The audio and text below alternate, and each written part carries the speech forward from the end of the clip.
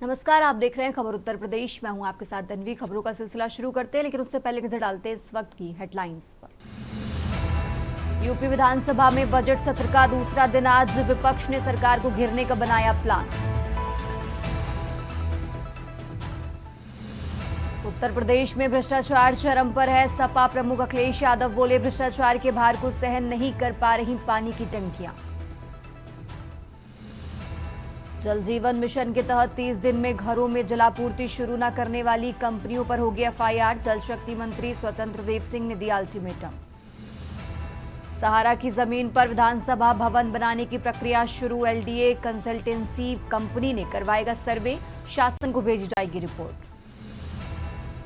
हमीरपुर में शिक्षक ने एसआईआर के बीएलओ ड्यूटी से मना किया तो हुई निलंबन की कार्रवाई। बूथ संख्या 194 पर किया था नामित।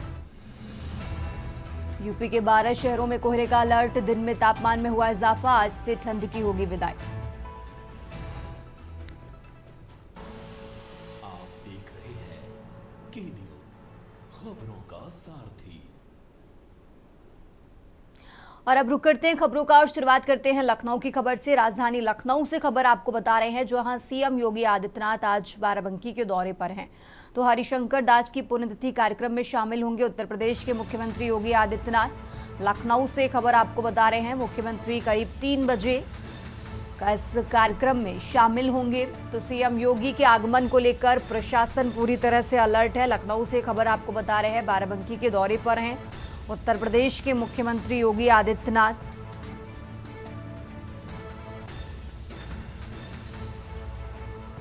तो आज बाराबंकी के दौरे पर हैं सीएम योगी आदित्यनाथ। हरिशंकर दास की पुण्यतिथि कार्यक्रम में शामिल होंगे। तो दोपहर 3 बजे इस कार्यक्रम में शामिल होंगे उत्तर प्रदेश के मुख्यमंत्री योगी आदित्यनाथ। और मुख्यमंत्री के दौरे को लेकर प्रशासन पूरी तरह से अलर्ट है। लखनऊ से खबर आपको बता रहे हैं।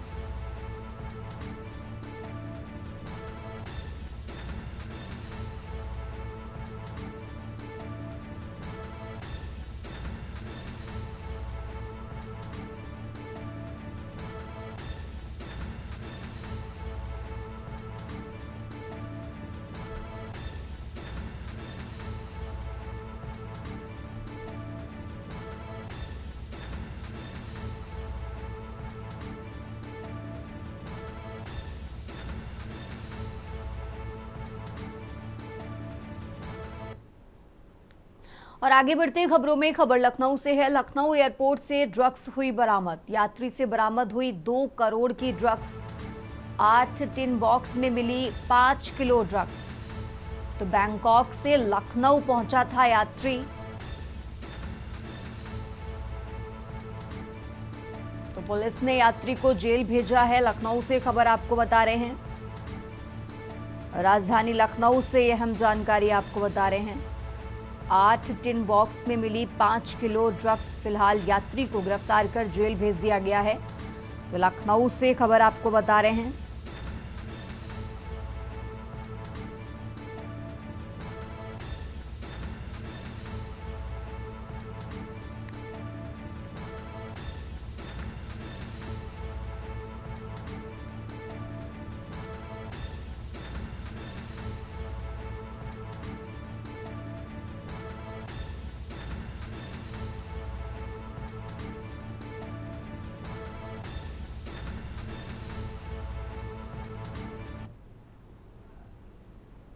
और अब खबर लखनऊ से है, जहां केजीएमयू प्रशासन ने विश्वविद्यालय परिसर स्थित 5 मज़ारों को दूसरा नोटिस जारी किया है। विश्वविद्यालय प्रशासन द्वारा 23 जनवरी को पहली नोटिस का जवाब न्यू आर्थोपेडिक डिपार्टमेंट परिसर में स्थित एकमात्र मज़ार कमेटी ने दिया है, जिसमें देश की आज़ादी 1947 से पहले से मज़ार स्थित होने का दावा किया गया है। वहीं क्वीन मैरी हॉस्पिटल और इसी के साथ कई अन्य डिपार्टमेंट से परिसरों में बनी मज़ारों की कमेटियों की ओर से नोटिस का जवाब नहीं दिया गया।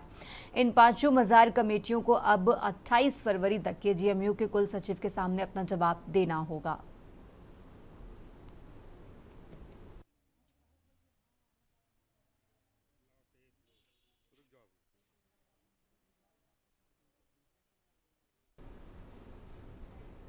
उत्तर प्रदेश की राजधानी को सुंदर और गड्ढा मुक्त बनाने के लिए नगर निगम ने कमर कस ली है। नगर निगम मुख्यालय में महापौर सुषमा खरकवाल की अध्यक्षता में अभियंत्रण विभाग की एक हाई प्रोफाइल समीक्षा बैठक संपन्न हुई। इस बैठक में शहर के बुनियादी ढांचे को मजबूत करने और चल रहे प्रोजेक्ट्स की रफ्तार बढ़ाने पर कड़ा मंथन किया गया। महापौर ने साफ किया कि निर्माण कार्यों की गुणवत्ता से कोई समझौता नहीं होगा। अब कामों की पारदर्शिता के लिए थर्ड पार्टी जांच अनिवार्य कर दी गई है। सड़क निर्माण कार्यों को अधूरा छोड़ने या पैचवर्क में लापरवाही बरतने पर महापौर ने नाराजगी जताई।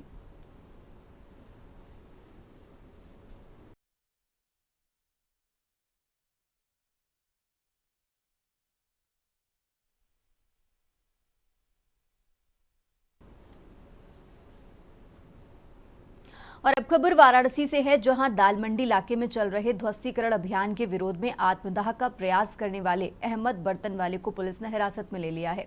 इसके अलावा आधा दर्जन से ज्यादा अन्य लोग भी हिरासत में लिए गए हैं, जिनसे पुलिस गहन पूछताछ कर रही है।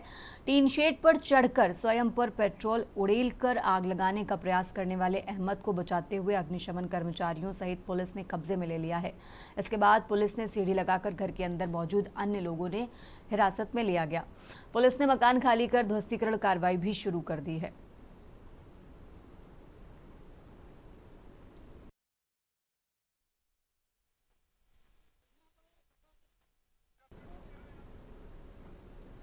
और अब खबर संभल से है, जहां पुलिस ने खुद को इनकम टैक्स अधिकारी बताकर अवैध वसूली करने वाले एक युवक को गिरफ्तार किया है।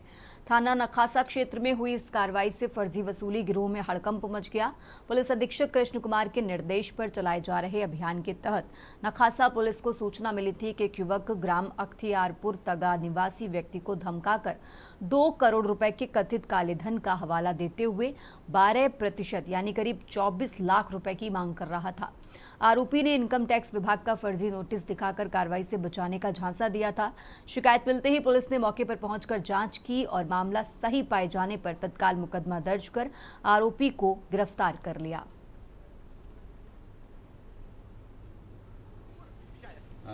कल दोपहर के समय पुलिस नखासा को सूचना मिली कि एक मोहित नामक व्यक्ति है जो इनकम टैक्स का अधिकारी बनके अख्तियारपुर गांव में सीसपाल नामक किसान के घर पे आया और उसको बताया कि आपके पास 2 करोड़ रुपए का अवैध धन है और मैं इनकम टैक्स का ऑफिसर होने के नाते आपको ये नोटिस देता हूँ और आप इसमें से 12% की आपके ऊपर पेनल्टी लगेगी।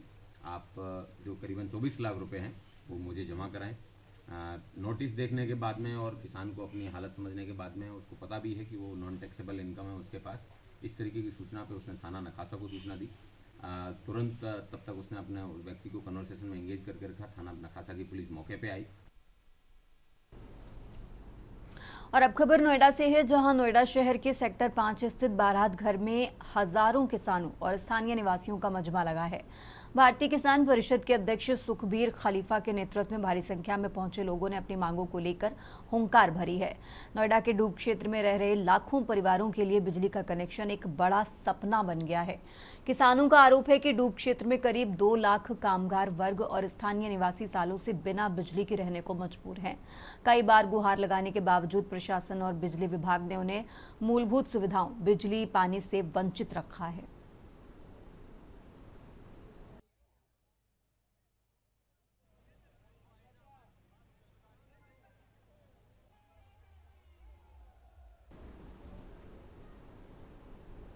और अब खबर कानपुर से है, जहां बिठूर स्थित राजा नर्सिंग होम में नवजात शिशु की मौत मामले की जांच करने एसीएमओ डॉक्टर रमित रस्तोगी मौके पर पहुंचे। उन्होंने नर्सिंग होम में बारीकी से निरीक्षण करते हुए अवैध रूप से संचालित एनआईसीयू को अपनी मौजूदगी में सील किया। साथ ही कई जरूरी दस्तावेजों को कब्जे में लिया गया। डीसीपी वेस्ट ने जानकारी देते हुए बताया कि सीएमओ द्वारा गठित जांच कमेटी की रिपोर्ट में दोषी ठहराए जाने वाले आरोपियों के खिलाफ सख्त कार्रवाई की जाएगी।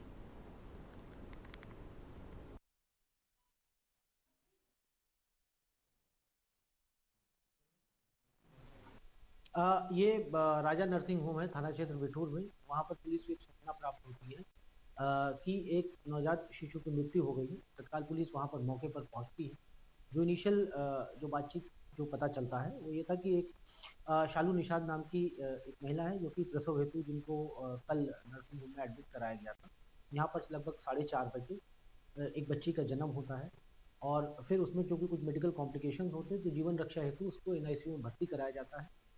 और वहाँ पर कुछ इलेक्ट्रिकल फॉल्ट के कारण शॉर्ट सर्किट होती है, उसमें आग लगती है, जो प्राइमा फेसी जो चीज़ें निकल के आई हैं, आग लगती है जिस कारण से बच्ची की।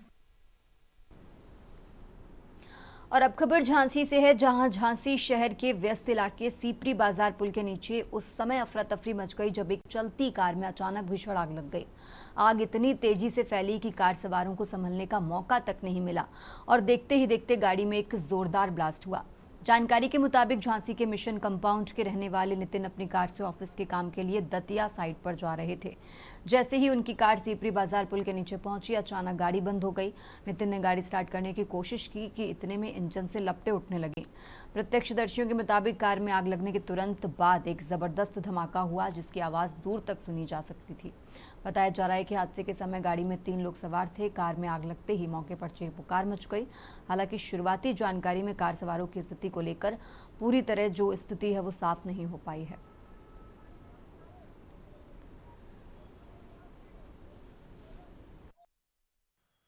और सिपरी विचार में वो जो है केलाराम मिष्ठान भंडार के निकट इको कार में आग लगने की सूचना मिली, तो हमारी सिपरी यूनिट द्वारा जाकर तत्काल आग को बुझाया गया। नहीं, 3 लोग थे, वो तीनों लोग बाहर निकल गए, कोई जनहानि नहीं हुई। कुछ कारण मालूम पता है कैसे आग लगी? पता नहीं, हम तो चल रहे थे, अपने आप गाड़ी बंद हुई, आग लग गई उसमें। धुआं निकलने लगा, हमें लगा गाड़ी चल रही है, डीजल है। हाँ, बोनट से धुआं निकल रहा। अच्छा, तो कितनी देर में आग पकड़ ली गाड़ी?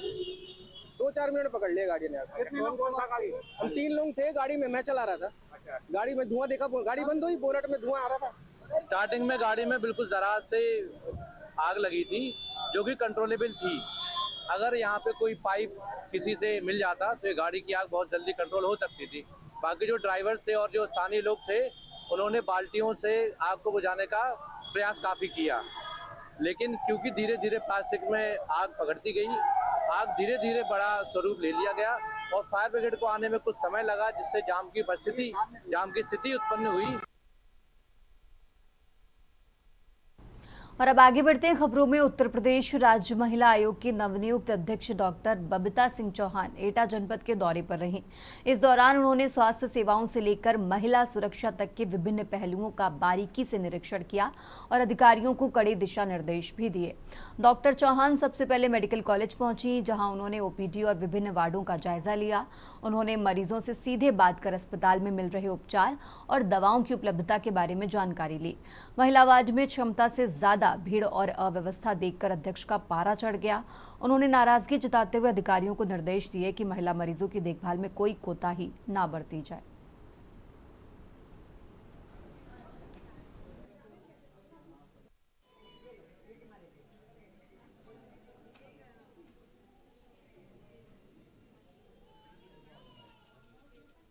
खामियों से शुरू ना करें, अच्छाइयों से शुरू करें। मैं आपसे 7 महीने पहले यहाँ आई थी तो मुझे सारी खामियाँ नज़र आ रही थी, क्योंकि यहाँ किसी पेशेंट को रोका ही नहीं जाता था और यहाँ से रेफ़र कर दिया जाता था। लेकिन आज मैंने देखा तो आज यहाँ कम से कम 2,500-3 हज़ार रोज़ ओपीडी हो रही हैं। और अभी मैं गायनी वाले डिपार्टमेंट में भी गई हूँ, वहाँ भी सब कुछ बहुत अच्छा चल रहा है। और बल्कि अभी तो मैं इमीडिएट एक केस देख के आई हूँ वहाँ, जो इतना सीरियस केस था, जो इसका ऑपरेशन किया है अभी बच्चे को, और बच्चा भी स्वस्थ है और माँ भी स्वस्थ है। तो मुझे लगता है कि बहुत अच्छा काम यहाँ हो रहा है। फिलहाल यहाँ रुकेंगे एक छोटे से ब्रेक के लिए।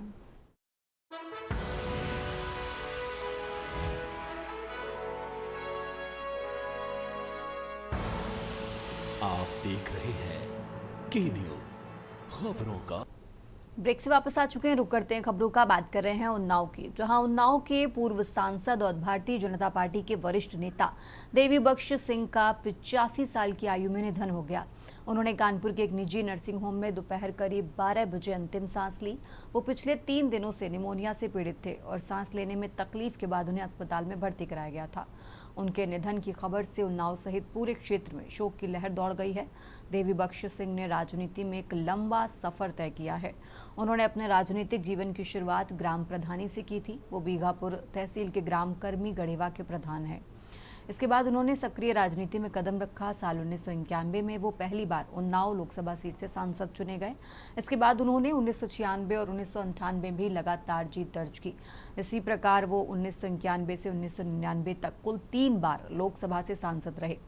बता दें कि उन्होंने अपने राजनीतिक जीवन में कुल 5 बार लोकसभा चुनाव लड़ा। हालांकि उन्होंने राजनीतिक जीवन में हार का भी सामना करना पड़ा। साल 1989 में उन्होंने प्रथम नगर पालिका गंगाघाट के चेयरमैन का चुनाव लड़ा, जिसमें उन्हें रामशंकर पाल से पराजय मिली। इसके बाद 1999 के लोकसभा चुनाव में वो समाजवादी पार्टी के दीपक कुमार से और 2004 में बहुजन समाज पार्टी के ब्रजेश पाठक से हार गए।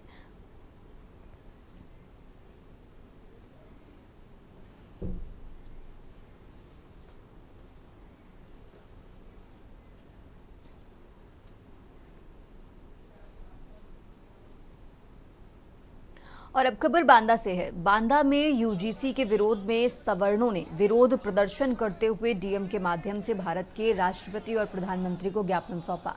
यूनिवर्सिटी ग्रांट कमीशन को लेकर सामान्य श्रेणी के लोगों में भारी आक्रोश देखने को मिला, जहां इस एक्ट के अनुसार समान वर्ग के छात्रों के साथ भाजपा की केंद्र सरकार से स्पष्ट रूप से विरोधाभास करते हुए उनके खिलाफ शिक्षा से वंचित करने का यूजीसी एक्ट पारित किया गया।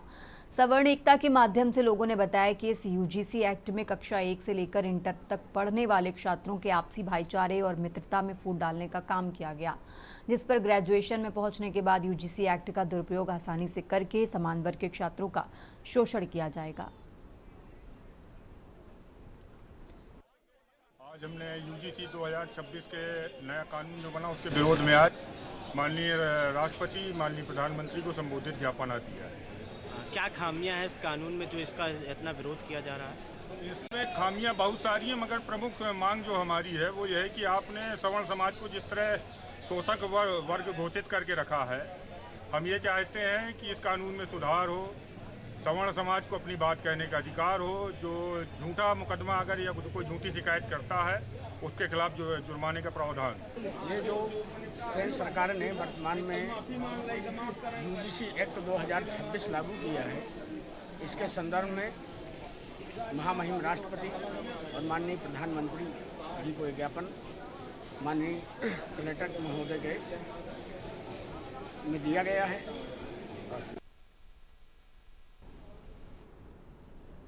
और अब खबर लखनऊ से है, जहां जल शक्ति मंत्री स्वतंत्र देव सिंह ने प्रेस कॉन्फ्रेंस की और कहा कि राज्य सरकार ने पानी और सिंचाई व्यवस्था को लेकर कड़ी कार्रवाई का ऐलान किया है। विभागीय अधिकारियों को निर्देशित किया कि किसी भी कंपनी को कोताही बरतने पर उसका टेंडर निरस्त किया जाएगा और संबंधित कंपनी के खिलाफ एफआईआर दर्ज कार्रवाई की जाएगी। जल शक्ति मंत्री ने साफ किया कि बिना एनओसी के किसी भी निर्माण कार्य की अनुमति नहीं दी जाएगी। आज बुंदेलखंड और बिंद क्षेत्र जल जीवन मिशन का समीक्षा बैठक था। सभी एक्सएनई को बुलाए गए थे, कंपनी वाले भी लोग आए थे।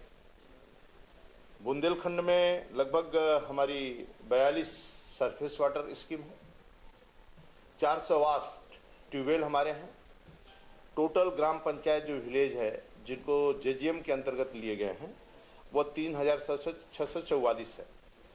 रेगुलर वाटर सप्लाई 2898 हो रहा है और लगभग 100% सप्लाई 1207 गाँव में और 90 से 100% की सप्लाई 820 गाँव में और 460 जो गांव है 80 के ऊपर सप्लाई है। और रोड रेस्टोरेशन कहा जाए तो 8153 किलोमीटर रोड खोदी गई, जिसमें 7821 किलोमीटर रोड का रेस्टोरेंट हुआ है। इसी तरह बिंद में लगभग हमारी 21 सरफेस वाटर है और 140 ट्यूबवेल है। 2891 विलेज कवर्ड होते हैं जेजीएम से। लगभग सर्टिफिकेट विलेज जो हैं और रेगुलर वाटर सप्लाई 2170 ग्रामों में है। और अब खबर फर्रुखाबाद से है, जहां एआरटीओ प्रशासन ने अभियान के तहत रोडवेज बसों की फिटनेस जांचते हुए चालकों परिचालकों जागरूक बना सड़क सुरक्षा की शपथ दिलाई। बता दें कि परिवहन विभाग शासन सहित जिलाधिकारी ए.के. द्विवेदी के निर्देश में सड़क सुरक्षा अभियान संचालित कर रहा है। एआरटीओ प्रशासन कृष्ण कुमार यादव विभागीय सहयोगियों सहित रोडवेज डिपो पहुंचे, जहां उन्होंने एआरएम रोडवेज राजेश कुमार की मौजूदगी में रोडवेज बस अड्डा लालगेट पर बसों की फिटनेस जांची।